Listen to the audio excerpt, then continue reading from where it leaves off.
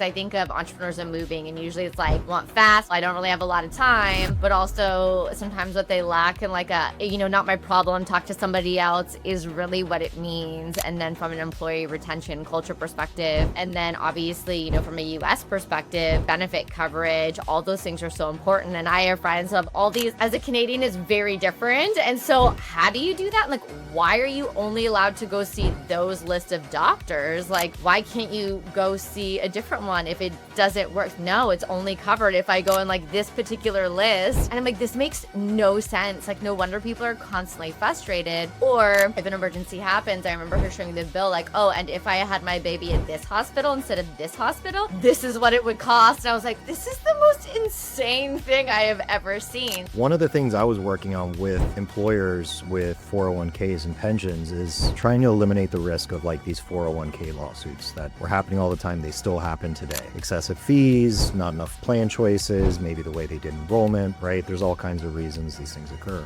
When I first saw that first healthcare plan and the 40% differential, I was like, people are looking in the wrong place for employer fraud, waste, and abuse. Because the security side, it's again, you may have a bad 401k, but you can find out really easily. All the information's there. Whereas in healthcare, you couldn't. And that was a drum we were beating for 10 years, saying like, this is going to happen, this is a thing, and kind of going through that education process. Like, here's the reason why. And we try to kind of open up slowly. And for 10 years, we were saying healthcare lawsuits are coming. They're going to happen. And January last year, they started, finally. It took way too long for people to figure this out, how much waste there is.